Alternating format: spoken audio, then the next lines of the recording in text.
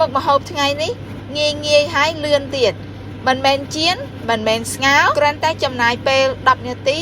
អាចធ្វើបានមួយចានដ៏ឈ្ងុយឆ្ងាញ់សួស្តីអ្នកទាំងអស់គ្នាសុខសប្បាយទេថ្ងៃនេះខ្ញុំមកឆាពេញប៉ោះជាមួយពងមាន់មុនដំបូងយើងកាត់ពេញប៉ោះដុំតូចៗល្មមបន្ទាប់មកចិញ្ច្រាំខ្ទឹមស2-3កំពឹសទៅពងមាន់ខ្ញុំប្រើ3គ្រាប់បើអ្នកទាំងអស់គ្នាចូលចិត្តពងមាន់ច្រើនអាចដាក់ច្រើនក្នុងពងមាន់នឹងខ្ញុំបានដាក់អំបិលមួយចិបហើយនិងម្រេចបន្តិចឥឡូវនេះដុតខ្ទះឲ្យក្តៅហើយដាក់ប្រេងឆាចូលបើអ្នកទាំងអស់គ្នាចង់ចៀនពងមាន់កុំឲ្យជាប់ខ្ទះត្រូវកម្ដៅខ្ទះឲ្យក្តៅសិនបន្ទាប់ពីដាក់ប្រេងឆារួចក៏ត្រូវនៅចាំឲ្យប្រេងឆានឹងក្តៅនៅនឹងខ្ទះនឹងសិនដែរបន្ទាប់មកទៅចាក់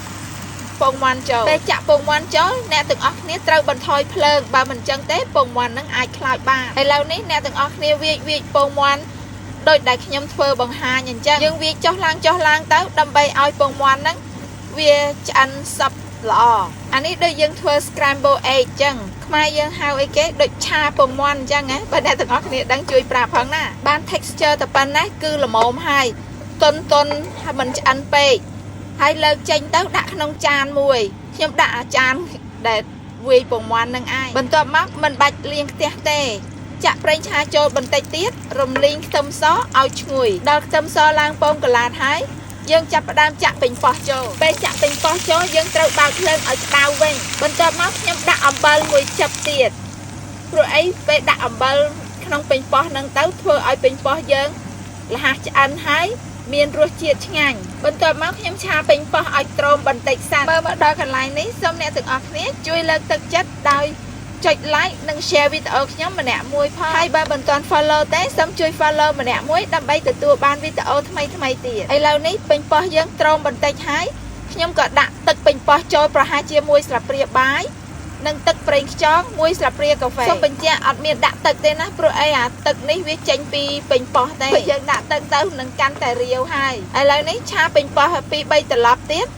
យើងដាក់ពងមាន់ចូលបានហើយនេះហើយគឺឆាពេញប៉ោះពងមាន់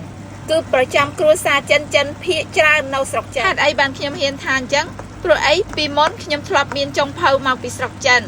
គឺគាត់ឆាមុខម្ហូបនេះមួយអាទិត្យប្រហែលជា3ទៅ4ដងហើយឥឡូវនេះមានកូនសិស្ស homestay មកពីស្រុកចិនដែរ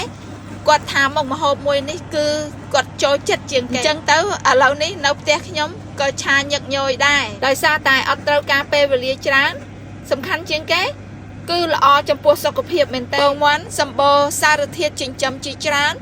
ដែលជំនួយដល់ខួរក្បាលនិងសរីរាង្គកាយរបស់មនុស្សយើងអាចចំណែកពេញប៉ោះវិញ